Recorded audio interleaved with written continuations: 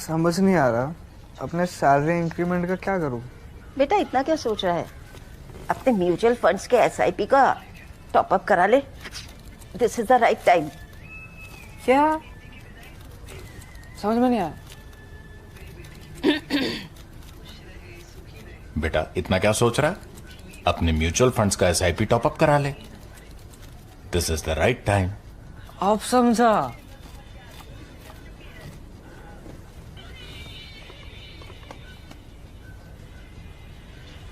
Mutual fund investments are subject to market risks. Read all scheme-related documents carefully.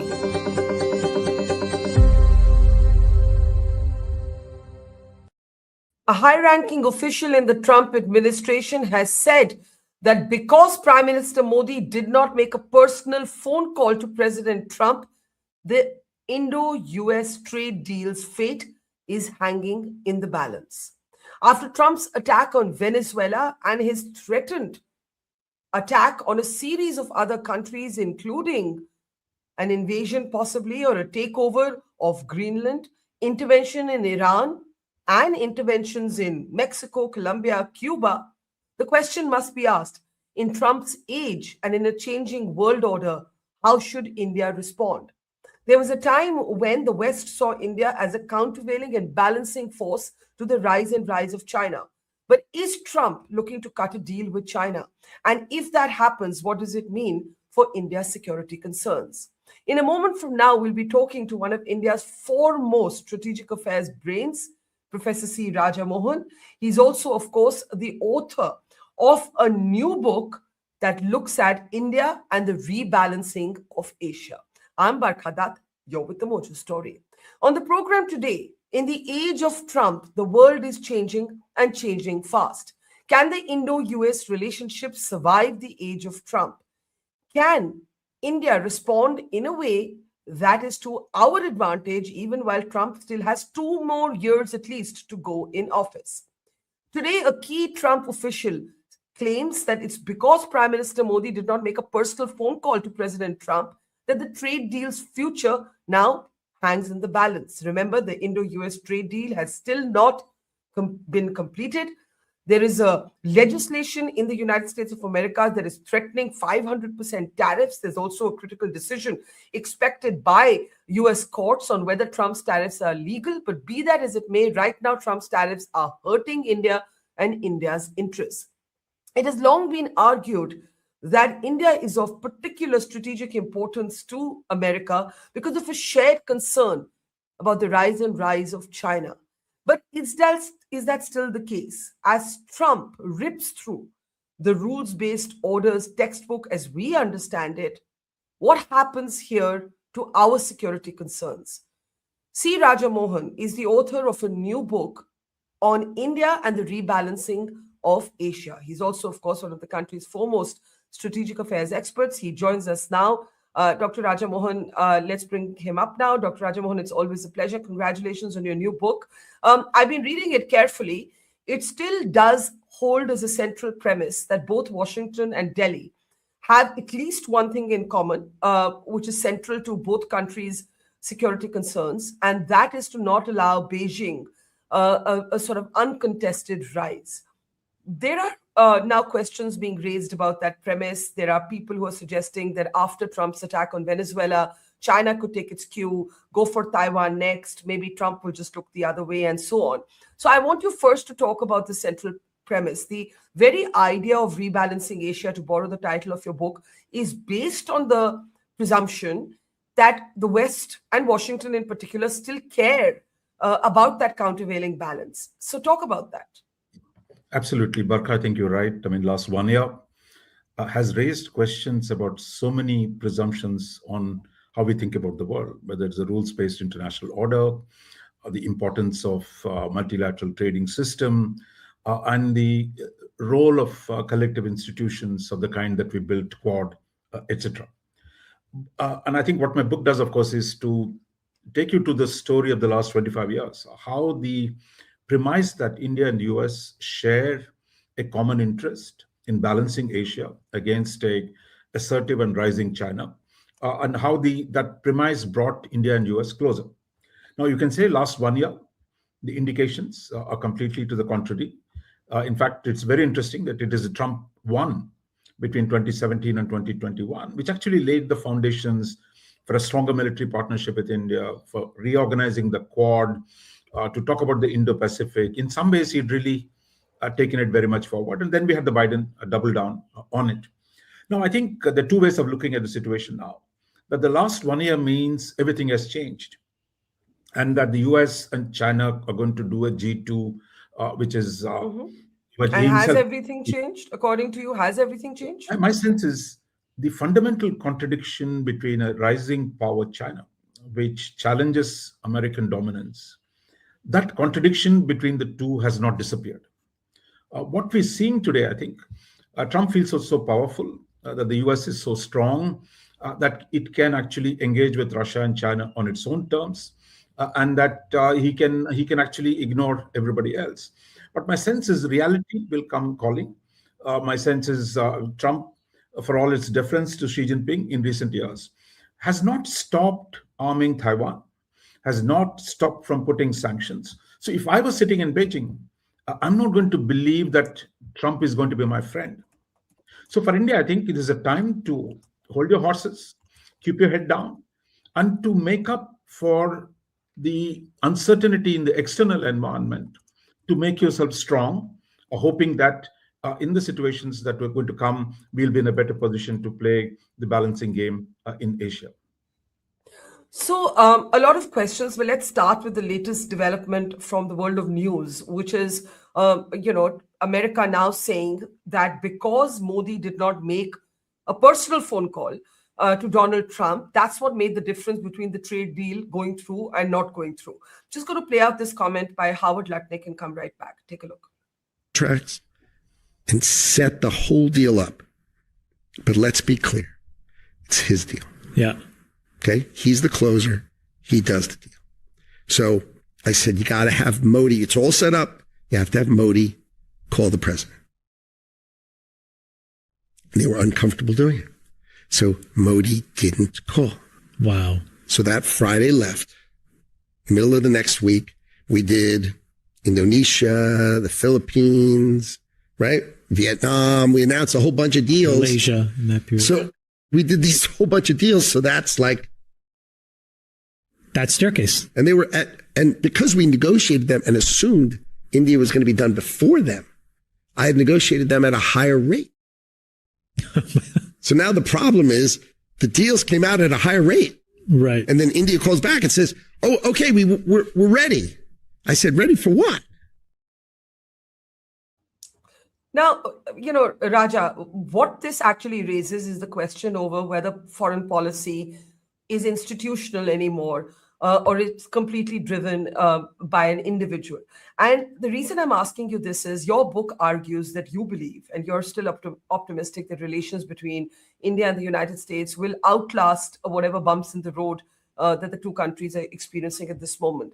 But when you actually have a high-ranking official in the Trump administration saying that the trade deal fell through because the Prime Minister did not make a personal phone call, what you're really talking about, and this is happening after Operation Sindoor, and in both cases, it's been about a slighted ego. What you're really talking about is less institutional collisions and more individual whims. How does India's foreign policy, tackle that? Look, I think this is extraordinarily, a different moment in the United States. The US had a deep and wide system of internal consultation, the whole bureaucratic process of how they relate to the rest of the world and how policies get made. And I think Trump has simply junked that entire structure unilaterally. I mean, not just, unilaterally in terms of externally, but internally. You've seen his cabinet meetings where the cabinet members are fawning on him. It's like a small tin pot dictatorship where the cabinet members are publicly in front of the cameras praising how great the dear leader is doing. Now, that is the reality out there at this point of time. Now, if you ask me, is this going to be a permanent situation in Washington? I don't believe that's going to be the situation. And I think we have to pass through this storm at this point where an egotistic, leader who says, look, only thing that bothers him is his own morality, and that he's not constrained by multilateralism. He's not constrained by his own constitution. He's not constrained by precedent of his own American history. America is going to celebrate 250 years of independence this year. So this is not a normal times in Washington. So I think what the Lutnick saying is right or wrong, but the fact everyone knows that it is completely personalized administration, where the principals, let alone the deputies, have much of a role. And I think that's a reality. The question is, how do we deal with it? Then it becomes, what are the costs and benefits for us in terms of engaging this leader? Because don't forget, in 2017 to 21, in Trump's first term, Modi and Trump had very good relationship.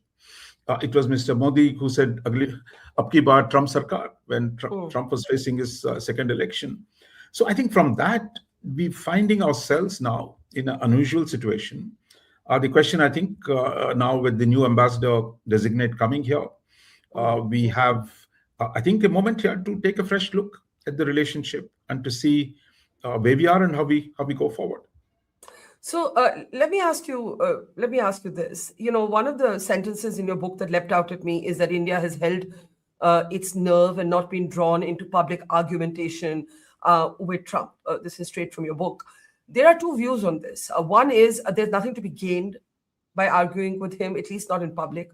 And the other is that there has to be a line that you draw because, you know, for example, when Trump does loose talk and he says, you know, Prime Minister Modi called me and he said, "Sir, you know, may I have a word, please?" And then proceeds into some factually completely incorrect claim about Apache helicopters that have all actually been delivered in December. It is annoying, and some may even say it is insulting. You say it is wiser to not be drawn into public argumentation. Why do you think that? Because of the stakes that you have. I mean, you have a $250 billion trade with the US.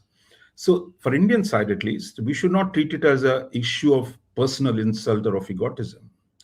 That what happens in the trade relationship with the US affects your shrimp farmers from Andhra Pradesh, your textile workers from Tamil Nadu, your diamond workers from Surat. So there are real people with real interests that are out there who get affected by this. And we have actually, if we're talking about a 500% tariff. So I think the stakes are very high for Indian people. So I think we got to keep that in mind. In the end, leadership is not a personal quarrel, however much Trump might make it. The rest of the world, and I think we got to take this. What are our long-term interests? How do we manage this very difficult situation where the personalized administration, how do we deal with it? I think so far we've held our patience. We've tried to be responsible. But my sense is if it goes on, you are right, if it keeps going on for another few months, where the tariffs remain or we're going to get more tariffs, I think it's going to be very, very difficult for PM Modi to say, look, we'll just turn our back on this or go back to the Indian style of passive resistance. You're not yielding ground on the actual negotiation. You're not succumbing to him, but you're also not defying him. So I think there's one way of thinking about it. But my sense is we have a moment here, next few weeks, whether we take a call and say, look, what is at stake? How do we make sure that 25 years of investment we made in this relationship is not burnt on the question of egotism? Yeah. Let's come to this rebalancing of Asia that is the central theme of your book. You talk about India as the balancer. India can be a balancer only if that remains intrinsic to Washington's philosophy. We can't be a balancer on our own right now. It would be a question of capacity, and we may not have that capacity to on our own be the great balancer of Asia. So let's start with the Quad.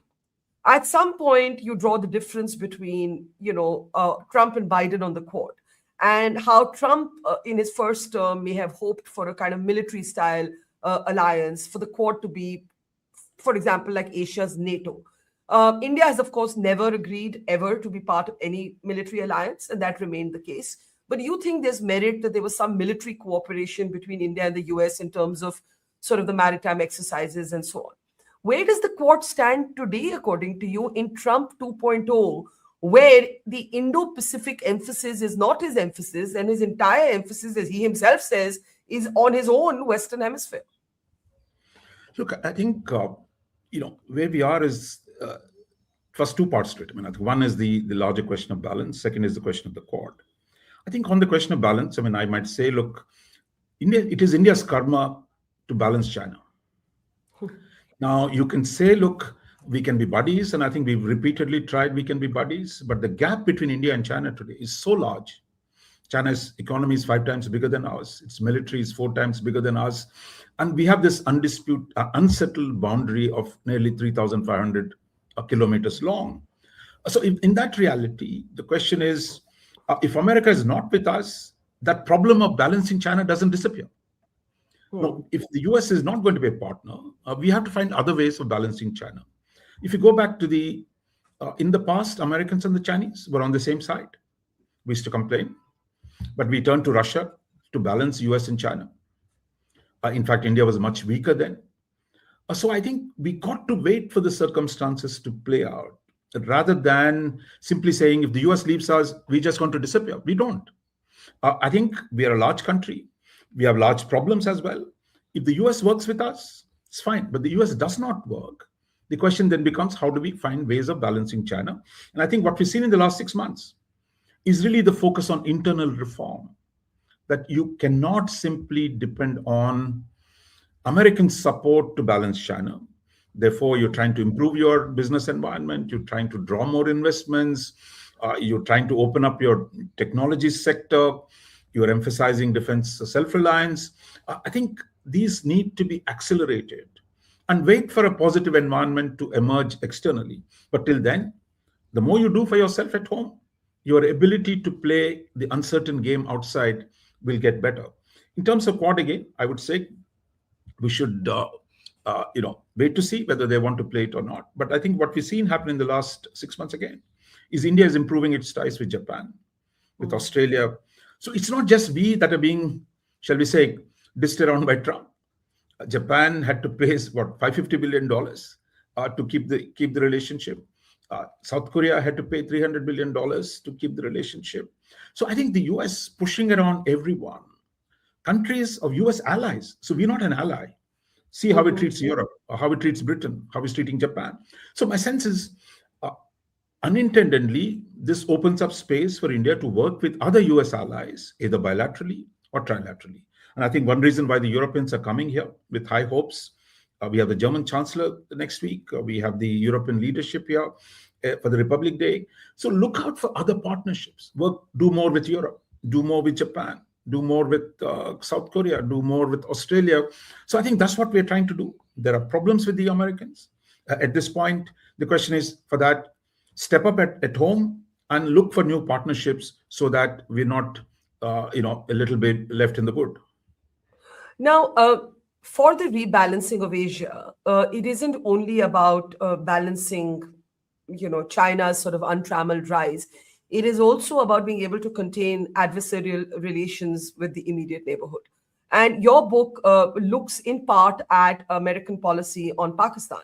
And there is a long history that the book chronicles, but you speak importantly about how America has finally stopped its sort of activism on Kashmir.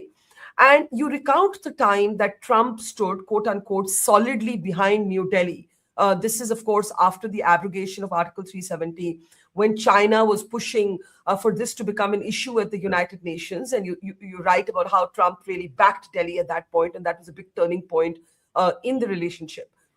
But let's talk about today, when everything is very transactional in Trump 2.0, when, as you said, he's even mocking his own allies. There is a certain sort of cozying up that the Pakistanis have managed with Trump, whether by paying their way through lobbying firms. We now have the details of those filings, or for other reasons. Today, how does that stand? Today, is there a concern that Washington, under this Trump administration, could revive that activism, or is Trump not interested in all that at all? Look, I think in terms of pure structural facts, I think there is certainly Trump is playing with his favorite field marshal. And they want various things to be taken from Pakistan, whether it is the mining, so-called rare earths or other materials from Pakistan, oil. But I think if you look back at the US relationship with Pakistan under Ayub Khan in the 60s, you had General Ziaul Haq, you have Musharraf in the 2000s, which you have covered him so extensively. compared to the state of the relationship between US and Pakistan at the time, what we're having is really pretty limited. What have we seen in the last 1 year? I mean, I think there's a lot of talk about friendship. In fact, he's demanding that Pakistan send troops to disarm Hamas in Gaza. He's saying, I'll take your natural resources. He says, I'm going to give you maybe a little bit of military assistance, but it is not the kind of relationship that we saw, say, during Musharraf's time when Pakistan was the frontline state in the war on terror. Today, that's not the situation. A second thing that has changed is today, India's economy is 10 times bigger than Pakistan's. So I think Pakistan gets a goat, but I think we should not end up, self-hyphenating ourselves with Pakistan. That we've seen worse between US and Pakistan in the past. So I think we should let this, as long as we get our own relationship with the US in order, I don't see Pakistan creating, that Pakistan relationship with the US is going to fundamentally alter the equation in South Asia. But I would really worry the day Pakistan grows at 6%. I think that's fair. Yeah. Today, they're barely growing at 3%. The population is growing faster. Pakistan, like Iran, is one of the few countries in the world where the per capita income of people in Pakistan has gone down in the last 20 years. So I think it's really, we must make sure that we manage Pakistan. We take the leadership in the region. That is the one way of keeping Americans and the Chinese out. So I would say not to get rattled by what's happening between them. But I think we've seen phases in which India itself has taken leadership of the region. And I think that's what we need to do. Since you've mentioned Iran, I must talk about what's happening in Iran. We are seeing massive protests. There is some sense that this could be an inflection point. It could lead to the fall of this regime. Trump has gone on record to say that if the protesters are harmed, he will make an intervention. There are all kinds of implications, for the entire region and the entire world, given that Iran is linked directly to what happens in the Middle East or West Asia, as we call it. How do you see the impact of Iran and what happens next on a rebalanced Asia? Yeah. But I must tell something personal here. I mean, I think I saw the earlier Iranian revolution, 78, 79. We were all students in JNU, and I think we used to get all the Iranian students from all over the country to come and protest in Delhi against the Shah of Iran. There were leftists, socialists, Islamists, you name it, Democrats, a whole bunch of people who brought a revolution in Iran in 78, 79. What they got at the end of it was the Democrats of the revolution were crushed. You had a religious nationalist regime that took over. Essentially clerics or mullahs who chose to rule that country and put down the rest of the society. So I think one thing is to see everything through anti-American terms, America versus Iran.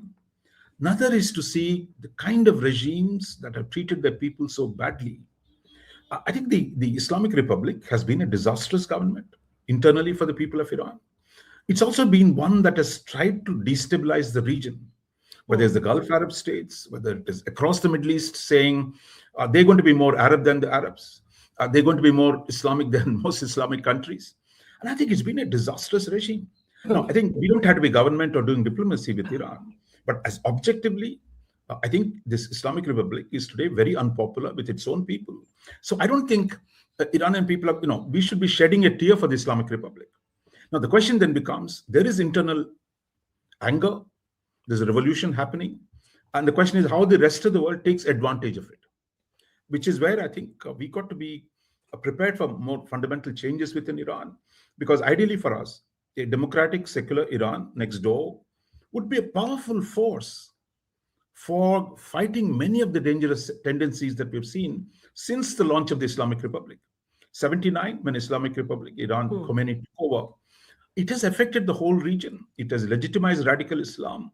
It has created reactions to that in other countries. So I would say, if the people of Iran change the regime, I think it'll be good. But the danger, of course, is how do Americans and others take advantage of it? Let me ask you in the end about China, which is actually at the heart of your book. I think it's quite clear that you regard China as the biggest threat to India, notwithstanding the friction that India and the United States are going through. Now, here is a very peculiar sort of set of paradoxes. You have Pakistan cozying up to the Americans while being a vassal state of China.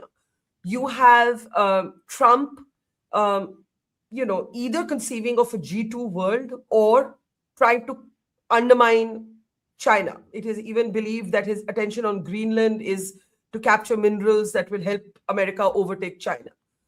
You have China, in a way, dominating Chinese goods, dominating our markets in a way that our economic policy in the past has allowed that to happen, but it has given China heft in the Indian markets, even domination in some sectors.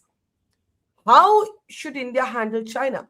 Because, as you mentioned, the border dispute necessitates a certain amount of rapprochement, and yet you see China as the biggest threat. It's absolutely the paradox, Barkha. China is a big neighbor. As I said, look, we're not going to disappear. Either of us are not going to disappear. Ideally, that we need a peaceful, friendly, neighborly relationship. Now, if you go back to Nehru started with this assumption. In fact, he was willing to alienate the United States in the 1950s to befriend China. But unfortunately, I think our assessments of China went wrong. You have actually a border dispute still remains unresolved. While we were being in the 60s, 70s, 80s, we became very anti-American, and you had Chinese from being very anti-American, even more anti-American than India, and become America's best friends. They used American capital, American technology to rise, and today the second most important country, a second largest economy with 35% of the world's manufacturing and a $300 billion defense budget. That's where we are. So I think for us, the question then becomes, we want friendly relationship, but this can't be on China's terms. If China says, look, give me Arunachal Pradesh, I'll give you peace. Are we ready to take it? So I think our dilemmas with China are, one, as a large neighbor with a large boundary, we need to have a reasonable and peaceful relationship with them. But at the same time, Chinese power is radiating into the subcontinent. As you said, with Pakistan, with Bangladesh, you name it. So therefore, I think the answer to this is, one, build yourself up. Limit your conflict with your other neighbors. Try and work with the US, whoever is willing to work with you, to produce a new balance. And I think in that, all the three components, internal strength, regional reconciliation, and great power politics, we'll have to play all that to a reasonable level so that we get some leverage in our negotiation with China. So do you think it's been a mistake that, when we talk about rebalancing Asia, the reverse rebalancing also happens sometimes? So, for example, when all of these problems were happening with Washington, Modi made a very distinct decision to attend the SCO summit, and those images of Modi with Putin and Xi Jinping were viral, and they finally actually got the attention of the Western media on what was happening between India and the US. But this could also be seen as a sort of reverse rebalancing, that maybe we cannot afford too much friction with China. China is the central paradox in a way of our foreign policy. Absolutely. Look, I think that's what I think that photo op was a smart move to draw attention, but your problems with China have not been resolved, nor your idea that Russia will be your salvaging element. If he was going to come up with 500% tariffs, how you relate to Russia will remain a challenge. Therefore, for us, I think we need to keep an open-ended foreign policy where try to see what China can do for us, what we can do for them. And what we are saying today is, as long as the border is peaceful, we're going to take a fresh look at the economic relationship. In the last few days, we've seen notices. India is going to lift some of the restrictions against Chinese investment where it suits us. I was just going to ask you that, do you think that's a good idea? Because you see, China can control, China exerts control also through economics. Exactly. In fact, this is the second paradox. What we talked about, the border was one. China today controls 40% of the world's manufacturing. Now, you want to do solar, you depend on the Chinese solar cells. You want to do EVs, you depend on Chinese batteries. You want to do any manufacturing good, all the intermediaries come from China. That's a reality. Now, the question is, how do you manage the reality? Here again, two components. One, build up your own domestic, when we talk about the PLI or self-reliance, that's one part. Second is, on a case-by-case basis, see where in the non-strategic sectors, you can get Chinese investment, because the Galwan was a different moment. And today, if you say, look, there's some investment can specifically benefit India, take that. So this needs a very calibrated, careful management, because I think we allowed ourselves to fall so much behind China, lose much of our manufacturing capacity. So I think restoring that, and in the transition period, how do we keep the relationship stable, and to see where there might be points of opportunity for us in engaging China, which is what we take. But of course, China has a veto of what it does. They have a say in what goes on, and they're much more powerful today. So I think it's going to be a test for India's diplomatic skill. All right, we leave it there. I think India's central paradox is actually not how to handle Trump, but how to handle Beijing. How do you sort of resolve that central contradiction while still keeping your security interests intact? This is something I think you address in your book, which is, of course, looking at India and rebalancing Asia. Professor Rajamohan, always learn so much from you. Thank you so much, and look forward to talking to you again soon. Thanks, Barkha. Thanks for having me. Yeah. Thank you. Bye-bye. It's great to see you here. Thank you for watching our work. If you haven't subscribed yet, don't forget to click the bell icon and subscribe to Mojo Story and support independent, robust journalism.